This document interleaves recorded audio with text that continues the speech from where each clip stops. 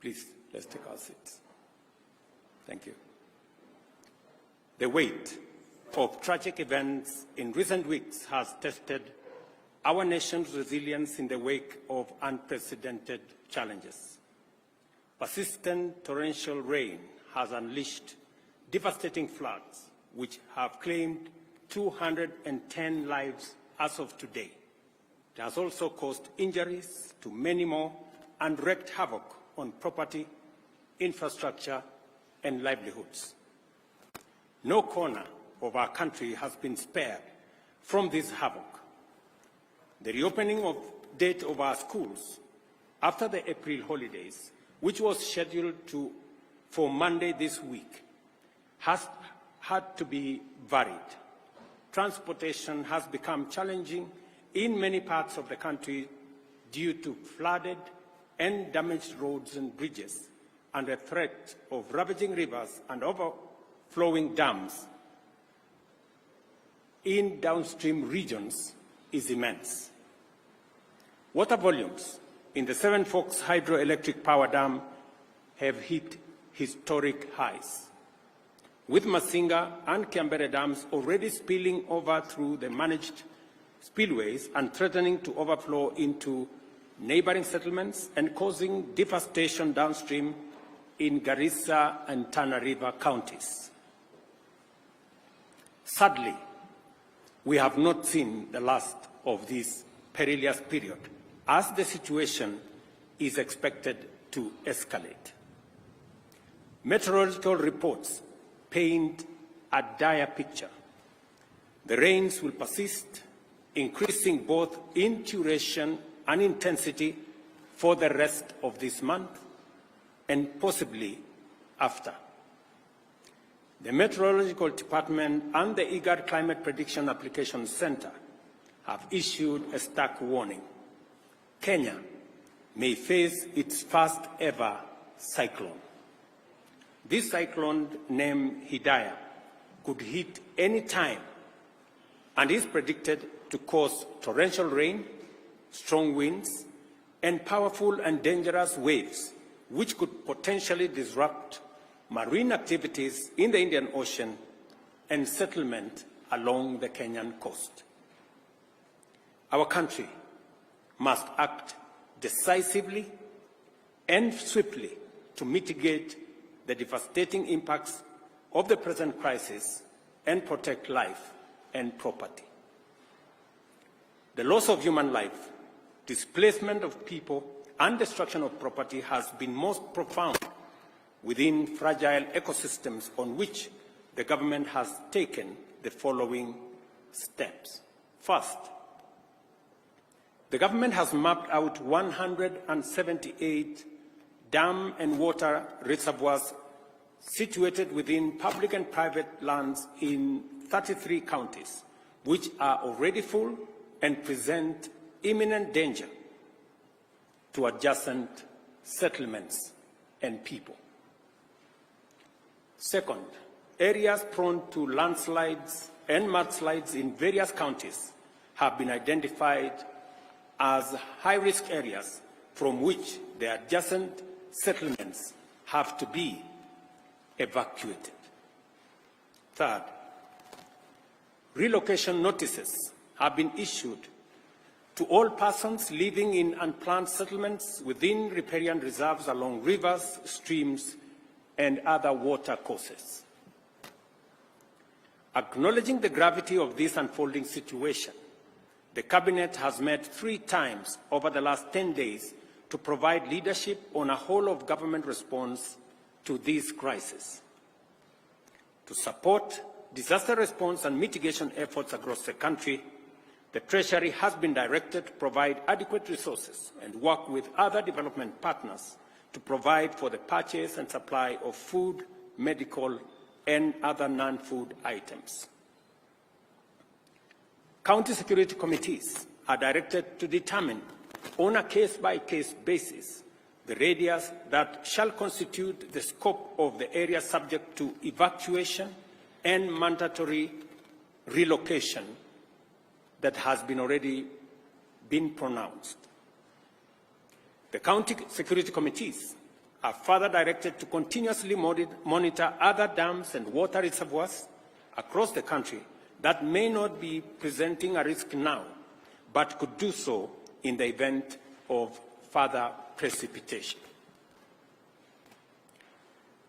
The Kenya Defence Forces and the National Police are directed to deploy resources, personnel, and equipment for carrying out coordinated public safety and risk mitigation operations in as many parts of the country as they have installations.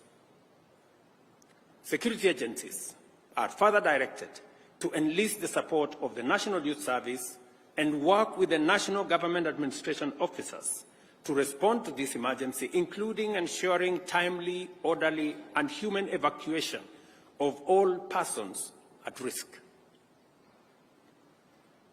Cabinet secretaries will spearhead disaster response and mitigation efforts across the country, and to this end, ministries, departments, and agencies are directed to work closely with the National Disaster Operations Center and security agencies to ensure the whole-of-government approach to the management of the prevailing crisis.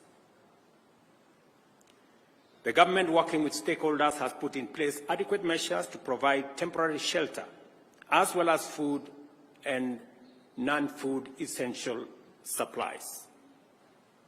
The ministry responsible for special programs is directed to work with development partners and relevant humanitarian organizations to mobilize adequate food and non-food supplies to support all affected persons in every part of the country. The Ministry of Agriculture and Livestock Development, through the National Cereals and Produce Board, is directed to make available food supplies in government stores to support this effort. The Ministry of Health is directed to work with development partners, including the World Health Organization, AMREF, Red Cross, UNHCR, World Food Programme, and other relevant humanitarian agencies to mobilize resources and logistical support to avail essential drugs, food, and other medical supplies to those affected. The Ministry of Interior is directed to coordinate the relocation and evacuation of the affected members of the public, identification of sites for temporary shelter for displaced persons, and supervise the overall support program. The Ministry of Education is directed to postpone the dates of reopening of all schools in the country for the second term until further notice.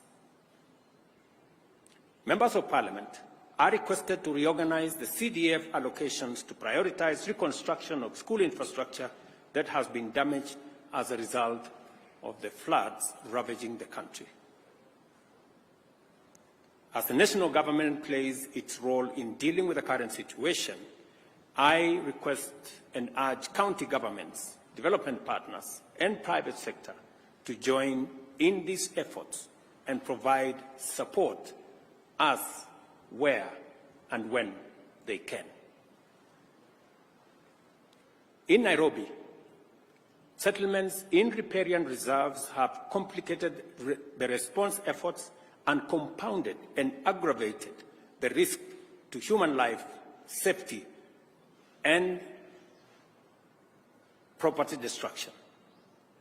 The Ministry of Interior is hereby directed to enforce the relocation notices issued earlier upon their expiry at 6:30 p.m. today. We appreciate and thank members of the public who are already cooperating with government on the evacuation and relocation effort that is underway. I want to mention specifically citizens in different parts. I saw, for example, in Dandora, citizens themselves volunteering, removing their structures, carrying their wares, carrying their furniture, and looking for places to store them. It is an encouraging development that citizens are part of the solution and they are participating in the evacuation and relocation efforts. Further, the government appreciates the goodwill demonstrated by thousands of individuals and institutions, volunteers, and others who have made tremendous input into alleviating the suffering and pain by those affected by the prevailing crisis. In the same spirit, the public is called upon to respect and adhere to safety alerts and interventions and to cease and desist from risking their lives or the lives of others by daring the force of nature. Kenyans must avoid endangering their lives by recklessly attempting to cross flooded rivers or drive on waterlogged roads.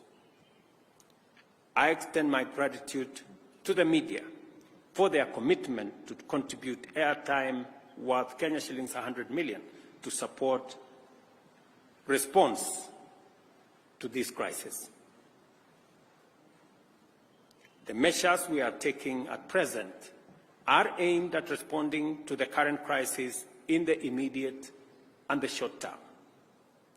For us to comprehensively address such a threat in the long term, we have to acknowledge and act to reverse the adverse effects of climate change. The current unprecedented crisis of floods that our country is experiencing, as well as the recent devastating drought our country faced, the worst in 40 years after 5 consecutive failed rains, is a direct consequence of our failure to protect our environment, resulting in painful effects of climate change as we are witnessing today. Our country will remain in this cyclical crisis for a long time unless and until we confront the existential threat of climate change. Our climate action agenda is informed by the sad reality that our country's future remains under threat until we restore our degraded ecosystems, including forests, rivers, and wetlands. We must therefore remain committed to confront this existential challenge and do it head-on. It is imperative for us to prioritize environmental conservation efforts and implement aggressive reforestation and wetland restoration programs. Scientific evidence indicates that restoring our natural habitats is our best defense against escalating weather extremes. To this end, I urge you, fellow citizens, to sustain and intensify your positive response to the ecosystem restoration agenda, which aims to grow 15 billion trees nationwide within the next 10 years. This year's program on climate action agenda will be made public in the coming days. The Ministry of Environment and Climate Change and Forestry is hereby directed to immediately expedite the implementation of the ecosystem restoration program and work with all ministries, departments, and agencies and other stakeholders to provide a whole of government, whole of society, whole of nation program. In the face of daunting challenges, immense threats, and unprecedented hazards, our nation has never faltered. The people of Kenya always stand with one another and work together to overcome adversity. We are called upon once again to join hands in this critical juncture and support each other until this season passes, and afterwards, in all endeavors to secure a sustainable future for generations to come. Together, we will win the war against climate change, and also we will build a resilient nation. Thank you very much. God bless you, and God bless our great nation, Kenya. Asanteni sana.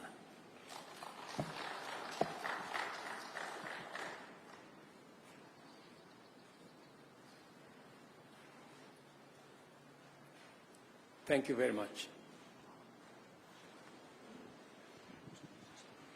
Your Excellency, my name is Mwangi Maina from Inoro TV. You have said that the Treasury has been directed to provide enough funds. I would like you probably to mention how much money has the government set aside to respond to this crisis. Again, you have asked the county governments to work in collaboration with the Ministry of the Interior. We have seen some counties have already started setting aside money to respond to this crisis. So how will the national government and the county government work hand in hand to ensure that there is a seamless response? Thank you. We have three things in quick succession. Treasury has been mobilized to, number one, prioritize disbursements to counties to make sure that counties have the necessary resources to deploy intervention to manage this crisis. Number two, we have also directed Treasury to provide resources to our NGCDF and members of Parliament to prioritize the reconstruction of school infrastructure that has been destroyed by the floods. Number three, we have also directed the Treasury, working with the Ministry of Roads and Infrastructure and our military, to provide resources for roads, bridges, and other travel infrastructure that has been destroyed by the roads, by the floods. And we have asked Treasury to work with the resources they have, engage with development partners, and we are also encouraging the private sector to step forward.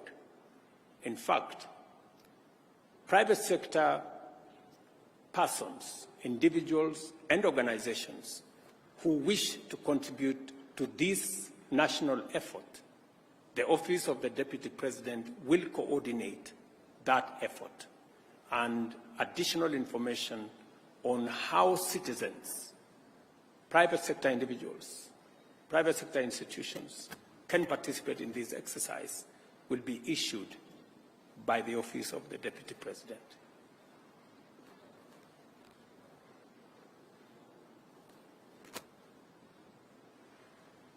Mr. President, my name is Paul Kirobi from TV47. I have a question pertaining to the doctors' strike. How will the government ensure that Kenyans continue to get healthcare services? And another question, what is the status of the dams that were earmarked for the construction by the government? Thank you. I think let's keep to the subject of this press conference. Other matters will be handled differently. Thank you very much. Your Excellency, my name is Safina Cheng from Citizen TV. I have a question. Most of the Kenyans are not sure where to go when they are receiving this warning that they should move to higher grounds. Probably just explain to us what exactly the government has done to provide order and organize them to know where to go when they are told to move to higher grounds. Members of the provincial administration, members of the national government administration officers, our security agencies are already working with communities, with county government officials, on identifying the areas that citizens can be relocated to.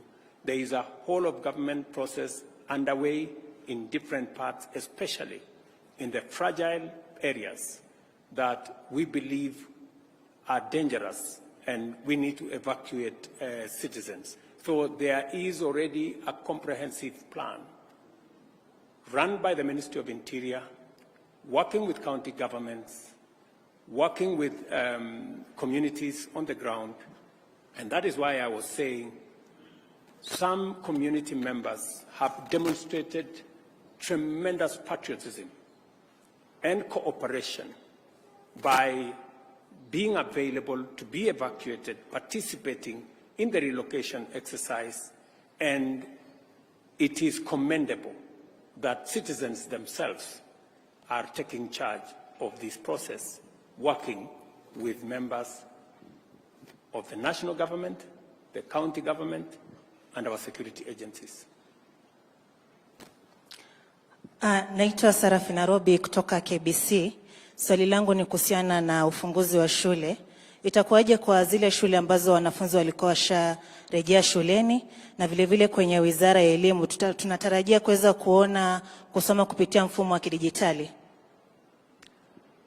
Wizara ya Elimu tayari iko na maagizo na maelezo ya vile mambo ya shule itaendelea kutoka hapa. Tumesema mashule yale yalikuwa yanatarajiwa kufunguliwa Jumatatu, sasa hayatafunguliwa mpaka pale mwongozo mpya utakapotolewa, na wizara inaelewa vile itashirikiana na waalimu na viongozi wa mashule kuendeleza sekta hiyo ya elimu kama janga hili litaendelea baada ya wiki ijayo. Serikali itatoa mwongozo zaidi baada ya wiki ijayo. Thank you very much. God bless you. See you next time.